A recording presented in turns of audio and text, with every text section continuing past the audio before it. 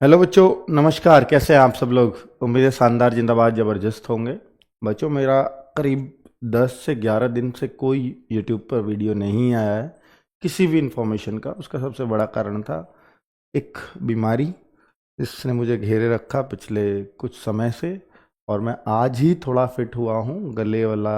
वरना फिट थोड़ा पहले हो गया था, पर गले में थोड़ी दिक्कत चल रही थी, इस वजह से आपके सामने नहीं आया। खांसी अभी भी है, बीच में आ जाए तो माफ़ करना। मुझे आज जो मैं इंफॉर्मेशन लेकर के आया हूँ, वो आरपीएफ वाला बच्चा मुझे लगता है इस समय सबसे ज़्यादा परेशान है, क्योंकि उसको उसकी एग्ज़ाम डेट का कोई आइडिया नहीं है। बाकी रेलवे ने अपने एग्ज़ाम्स लगातार कराने चालू रखे हुए हैं, अभी भी उनके एग्ज़ाम्स चल रहे हैं। कोई जेई का, कोई किसी का, टेक्नीशियन के और जेई के एग्ज़ाम्स लगे हुए हैं। पर बच्चे को अभी संतुष्टि नहीं हो रही है कि कांस्टेबल का एग्ज़ाम जनवरी में होगा, फरवरी में होगा, मार्च में होगा, कब होगा। पर होना इन 3 महीनों में है। क्या ये तय है? जी हाँ, तय है। मैं अभी थोड़ी सी बात करूंगा उन फैक्ट्स पर, कि जिससे मैं ये कहने आया हूँ कि अब शायद जनवरी में एग्ज़ाम नहीं होगा। और ये मैंने आपको बोला था कि भाई 15 दिसंबर से पहले अगर डेट तय हो गई, मतलब अगर जनवरी में होना होगा, 8 जनवरी को अगर होना होगा, तो 15 दिसंबर से पहले डेट आ जानी चाहिए, जो नहीं आई। 15 के बाद मेरा विश्वास डगमगाने लगा, और मुझे जो उम्मीदें पूरी लग रही थी कि अनाउंस हो ही जाएगी 8 जनवरी की, वो बिल्कुल मतलब धराशायी हो गई। मेरी उम्मीद है कि आपकी तो और ज़्यादा धराशायी हुई होंगी। पर इसका एक बड़ा फ़ायदा भी मैं आपको बताऊंगा, और साथ में इस वीडियो को जब आप देखोगे तो आप इससे खुशी होकर के जाओगे। ठीक है? तो ये बच्चे, अगर आप देखें कि ये कुछ डेट्स थी जिनमें एग्ज़ाम्स कराए गए, जिसमें हम 25/11 से लेकर के, और हम कहें कि जेई एंड अदर्स, ये थोड़ा अपडेटेड नहीं है कैलेंडर, वरना तो 30/12 तक, 29/12 तक एग्ज़ाम है। ये थोड़ा पहले आ गया था, वो वाला कैलेंडर है 2024। ये रहा 30, 29, 12, हाँ सही है, दे रखा है। 29, 30 तक ही एग्ज़ाम है। तो पूरा दिसंबर ऑक्यूपाई कर रखा है। पर आप इस दौरान एक बात देखना बच्चों, कि ये जो एग्ज़ाम करा रही है, ये टीसीएस कंपनी करा रही है। अब टीसीएस के पास, चूंकि रेलवे और एसएससी दो बड़ी संस्थाएं हैं, दो बड़े मतलब गवर्नमेंट की, मैं कहूँगा जो गवर्नमेंट की वैकेंसीज को फिल कर रहे हैं, ये दो बड़े बोर्ड हैं, दो बड़े कमीशन हैं, जो जिनकी टीसीएस को टेंडर मिला है। अब आप ये देखिए कि एसएससी भी अब हर साल एग्ज़ाम कराएगी, और रेलवे भी हर साल एग्ज़ाम कराएगी। और किसी और कंपनी में शायद उतनी ताकत नहीं है, उतने रिसोर्सेज उसके पास नहीं है, जो इतनी दो बड़ी संस्थाओं के एग्ज़ाम्स को करा सके। बचे तो ये टेंडर भी गया किसको? टीसीएस को। और टीसीएस को गया, तो इसका मतलब कि ये एक बार में एक ही जगह अपने रिसोर्सेज लगा सकते हैं, क्योंकि इतने भी नहीं है कि पैरेलली रेलवे का एग्जाम भी चल जाए और पैरेलली एसएससी का एग्जाम भी चल जाए। रिसोर्सेज हैं, बड़ी कंपनी है, नो डाउट, पर इतना नहीं है कि साफ सुथरा एग्जाम चल जाए। तो क्योंकि ये सबसे बड़ा कलंक जो लगता है किसी भी कंपनी पे, कि पेपर आउट हो गया, तो शायद फिर उसके बाद इन्हें टेंडर ही ना मिले, तो कोई कंपनी ये नहीं चाहेगी। ठीक है? तो वो जो चीज़ है, उसको भी वो ध्यान में रखेंगे। तो इसलिए सेंटर्स ऐसे ही कोई अटपटी जगह नहीं बना देंगे कि किसी को भी बना दिया, किसी के पास भी कंप्यूटर, भाई तू भी सेंटर ले ले, किसी के घर में कंप्यूटर लगा, भाई तू भी सेंटर ले ले। ऐसा तो नहीं हो सकता। ठीक है? तो बड़े लिमिटेड रिसोर्सेज होते हैं जब ऑनलाइन की बात आती है। तो आप एक बात देखिए कि 25/11 से और ये दिसंबर तक, इस बीच एसएससी के एग्जाम्स भी या तो हुए नहीं, या ना के बराबर इक्का दुक्का किसी डेट में एग्जाम हुआ हो तो हुआ हो। कोई बड़ा एग्जाम एसएससी का भी इस दौरान नहीं है। तो एसएससी का होगा भी कैसे? क्योंकि सारे रिसोर्सेज तो इस समय रेलवे में लगे हुए हैं। अब मैं इससे कंपेयर मैं आपको एसएससी और रेलवे की दिखा रहा हूं। यही डेट, ये अनाउंसमेंट था, ऑफिशियली पब्लिकली अनाउंसमेंट नहीं था। पब्लिकली अनाउंसमेंट यही हुआ था, संशोधन होकर के बार बार। लेकिन इंटरनली जो लेटर चला था वो ये था, जिसके आधार पे हर कोई ये कह रहा था कि भैया कांस्टेबल का जो है 8 जनवरी से एग्जाम शुरू हो जाएगा, और इन डेट्स में होगा। अब आप यहां देख रहे थे कि सर जनवरी, 8 जनवरी से 10 जनवरी, 8, 9, 10, 15 जनवरी से 17 जनवरी, 15, 16, 17, और इसके बाद 27 जनवरी, फिर 3 मार्च, फिर 7 मार्च, 3 से 7 मार्च लगातार, 3, 4, 5, 6, 7। ऐसे ही कांस्टेबल का एग्जाम कराने की बात थी, बिल्कुल इन डेट्स पे होता भी, पर क्या अब नहीं हो सकता?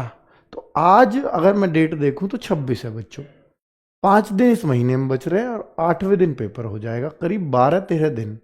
क्या 12-13 दिन में ये पॉसिबल है कि अभी डेट भी ना पता होती है आपको? नहीं, अब ये पॉसिबिलिटी बहुत कम है, क्योंकि अगर 12-13 दिन बाद एग्जाम होना होता तो इसकी पब्लिक इंफॉर्मेशन यानी ऑफिशियल साइट पर जरूर आ जाती। अब तक नहीं आई, इसका मतलब इस डेट में इनका एग्जाम कराने का कोई मन नहीं है। बच्चों डेट्स खाली रखी गई थी, अब आप देख रहे होगे सर फरवरी क्यों गायब है इसमें से? तो फरवरी का गायब होने का कारण मैं आप सबको बता देता हूं, ये सबसे बड़ा कारण था। आप देखो जनवरी में भी 17 जनवरी के बाद बीच में गैप आपको देखने को मिलेगा कि भाई 17 जनवरी के बाद गैप है। 18, 19, 20 कोई एग्जाम नहीं था, उसका क्या कारण था? 18, 19, 20 को सीजीएल का टीयर 2 है जनवरी में, ठीक है। और जबकि वो डेट बहुत पहले आ गई थी, ये बहुत बाद में ऑफिशियली एसएससी ने अनाउंस किया, पर ये प्लान बहुत पहले तैयार होते हैं, तो इसलिए इन डेट्स को बचाया गया। आप फरवरी में देख रहे हो तो एसएससी जीडी बहुत बड़ा एग्जाम है, पूरे फरवरी इसने ऑक्यूपाई कर रखा है। तो इसलिए आप यहां पर जो कांस्टेबल की डेट्स देखते हो तो यहां पर आप फरवरी को नहीं पाते कहीं भी, सीधा मार्च में इसलिए चली गई। 27 जनवरी के बाद सीधा मार्च है, 3 मार्च। तो ये क्यों है? बीच में अभी सीपीओ का भी एग्जाम आना है, तो किसी एक डेट में जो बच रही होगी कुछ 1-2 डेट में वो एग्जाम भी हो जाएगा, 80,000 बच्चे वो भी हैं।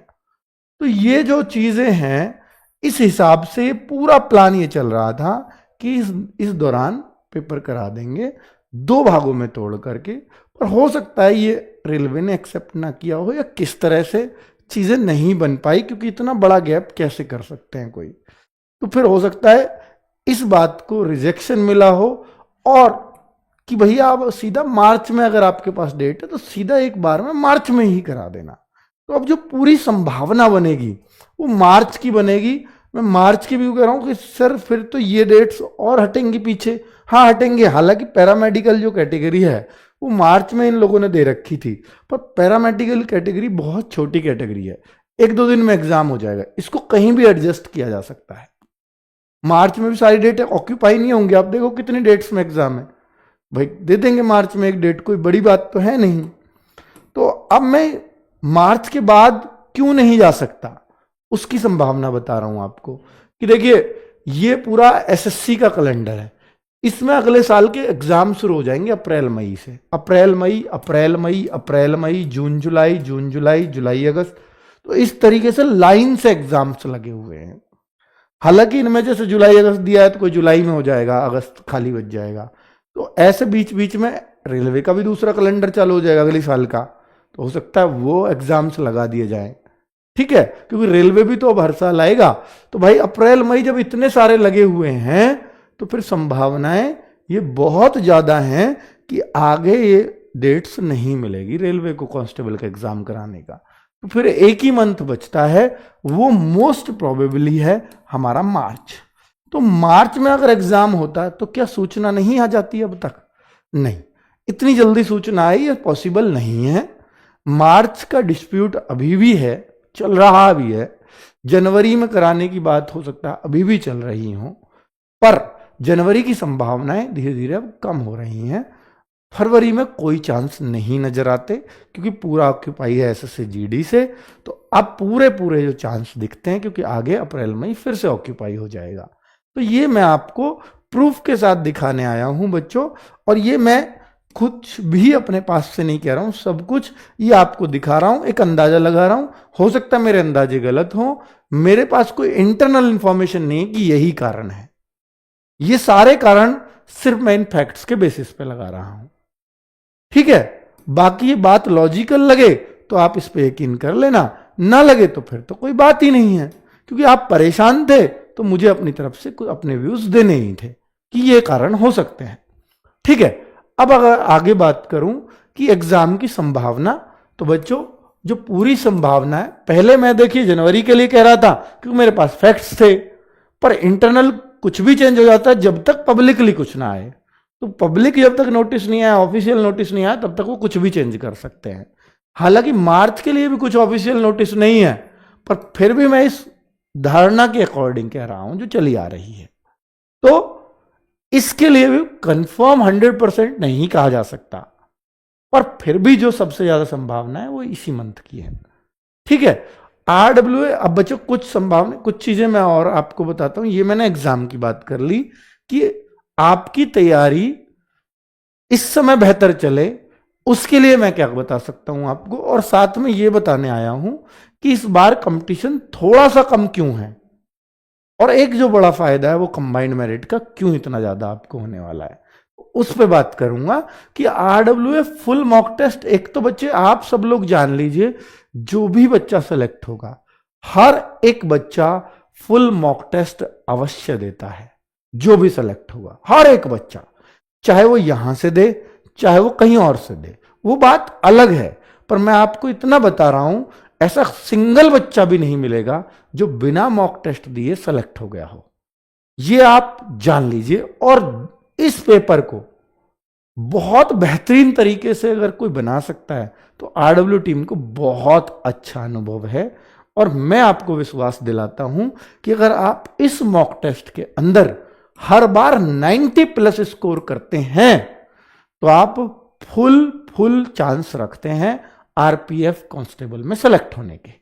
ठीक है, तो इस, हालांकि मैं आपसे उम्मीद ये जताऊंगा कि आप 100+ स्कोर करें, पर अगर 90+ हर बार आ रहा है तो एक स्टेबल स्कोर है, जो बहुत अच्छी बात है। और इसको कोशिश करो कि किसी दिन 100 के पार लेकर के जाना है, तो आप बहुत अच्छी संभावनाएं बना लेंगे RPF में पक्का सिलेक्शन की।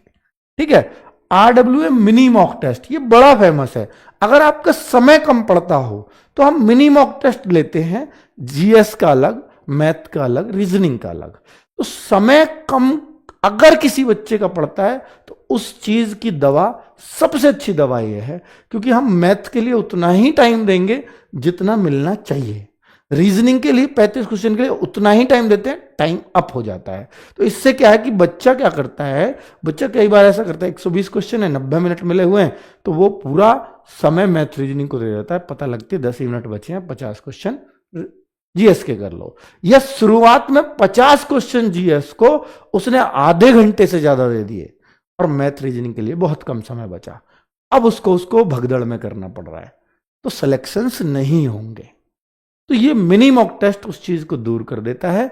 मैं मिनी मॉक टेस्ट को आपको स्ट्रांगली रिकमेंड करूंगा, पर ये मिनी मॉक टेस्ट हमारी रोज की मेहनत है, हर दिन देना पड़ता है।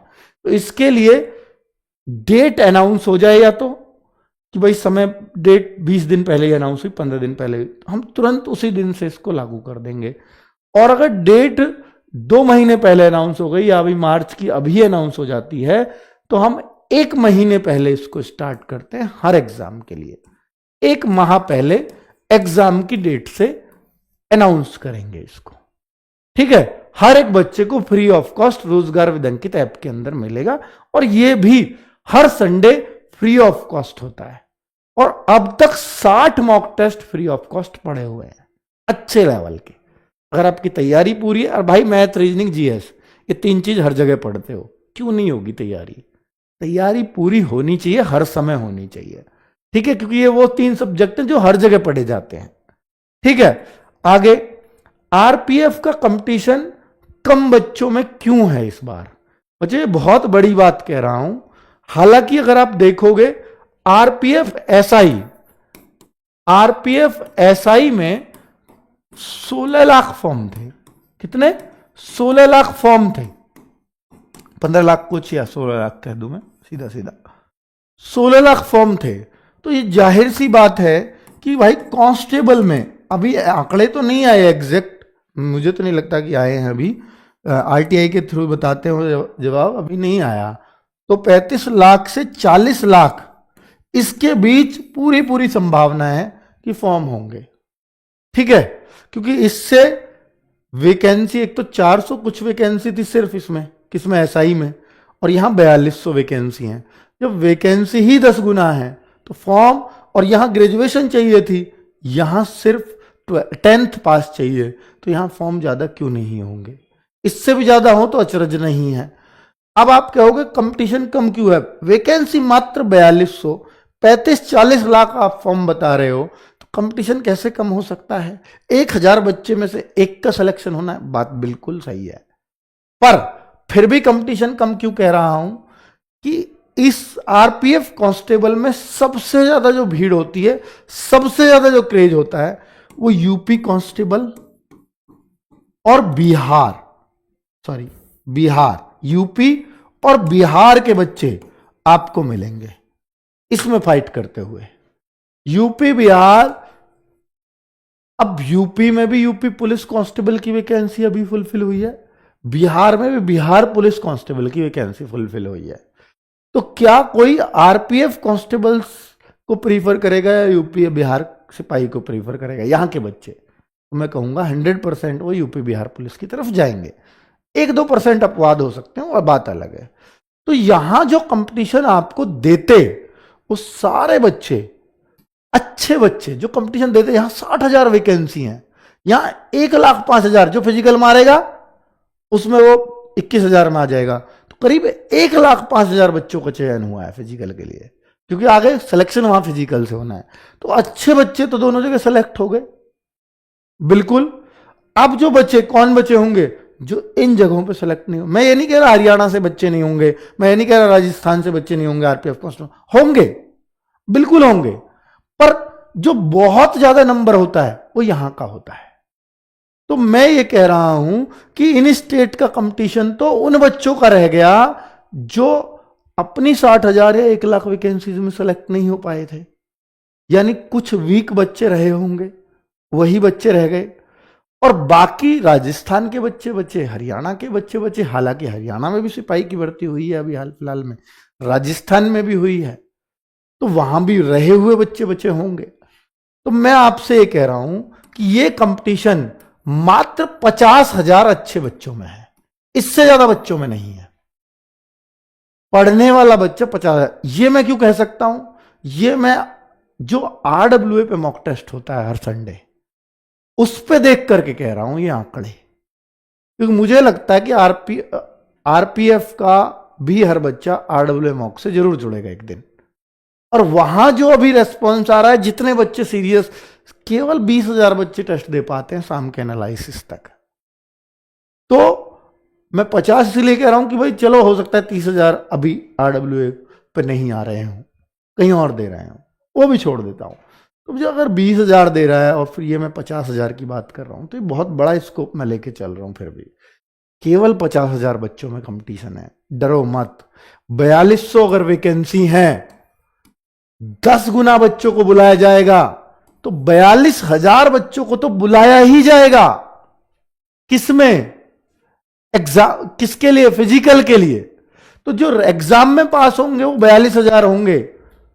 और अगर फिजिकल जल्दी ले लिया, चाहे गर्मी में ले या ठंड में ले, आगे तो गर्मी में ही होगा फिजिकल, ठंड में तो होना नहीं, फिजिकल अगर जल्दी ले लिया तो गारंटी है इस बात की कि 42,000 में से 4200 बच्चे पास नहीं होंगे, गारंटी है, क्योंकि फिजिकल हार्ड है इसका। और बच्चों 42,000 में ही तो आना है फिर, क्योंकि 42,000 में से अगर 4200 भी पास नहीं होंगे, इसका मतलब जो इसमें आएंगे वो सारे सेलेक्ट हो जाएंगे, और फिजिकल मार देंगे तो बिल्कुल 100% हो जाएंगे। इन्हें दूसरी मेरिट भी लगानी पड़ती है कि बच्चे नहीं मिले पूरे, तो फिर ये सेकंड मेरिट लगाते हैं, और ये लिखा हुआ भी है इनके नोटिफिकेशन में, हम सेकंड भी लगाएंगे, पर लेंगे 10 गुना ही, क्योंकि जिस हिसाब का इनका फिजिकल है उनको 20 गुना पास करने चाहिए, तब बच्चे मिलेंगे। ठीक है, तो मैं आपसे इसलिए कह रहा हूं 50,000 बच्चों में कंपटीशन और 42,000 लिए भी जाने हैं।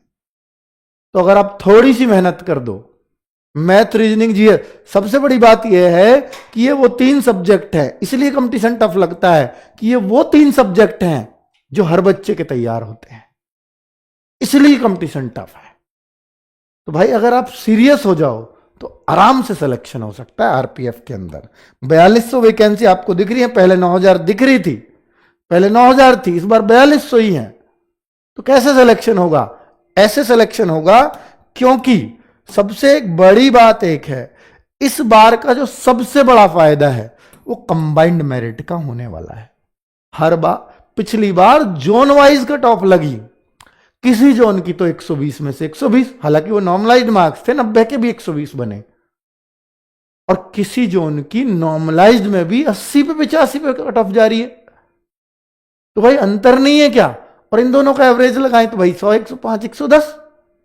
तो इस बार तो हम वही एक्सपेक्ट करेंगे। ठीक है, तो ये सबसे बड़ा फायदा इस बार होने वाला है कि इस बार नोटिफिकेशन में साफ दे दिया कि कंबाइंड मेरिट लगेगी, ऑल इंडिया मेरिट लगेगी।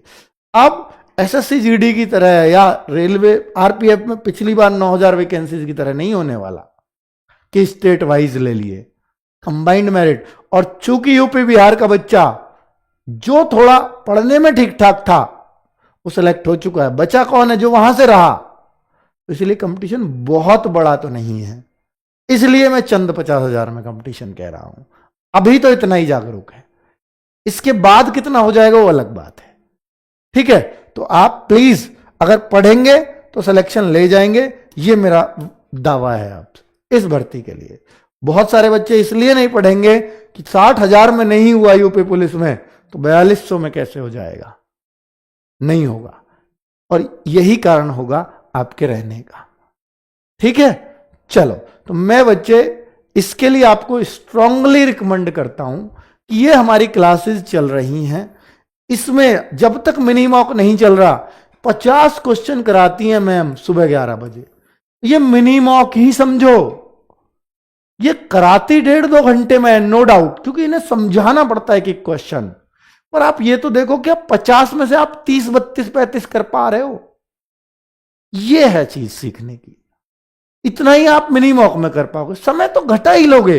50 क्वेश्चन में 15 मिनट लगेंगे ज्यादा से ज्यादा, पर यहां 2 घंटे में उन्हें समझना जरूरी है। अभी ये 35 क्वेश्चन कराते हैं पूरे, तो ये मिनी मॉक नहीं है क्या आपका? यहां ट्राई करो ना कि आप 30+ करो, या तो टीचर का भी सपोर्ट मिल रहा है साथ में, और बहुत समय नहीं ले रहे आपका, 1-1.25 घंटा में कर दे रहे हैं 35 क्वेश्चन। सर भी 35 क्वेश्चन करा रहे हैं मात्र 1 घंटे में, 1 घंटे 10 मिनट में, रीजनिंग के। बहुत समय कहां ले रहे हैं आपका? तो भाई इन क्लासेस को 11 बजे, 1 बजे और 2:30 बजे जरूर लो, ये बहुत बेनिफिट करेंगे। और 3 क्लासेस लेने को कह रहा हूं मात्र, और पूरा ओरिएंटेड पढ़ा रहे हैं आपके आरपीएफ से रिलेटेड। ठीक है, तो भाई ये मेरी रिक्वेस्ट है, अगर आप कंपटीशन के प्रति जागरूक हुए हो रेलवे में तो इन क्लासेस को मत छोड़ना। ठीक है बच्चों, और वीडियो में अगर फिर भी आपके कुछ डाउट्स रह गए हैं तो जरूर कमेंट कर देना, मैं उनका रिप्लाई करूंगा। थैंक यू वेरी मच, नमस्कार।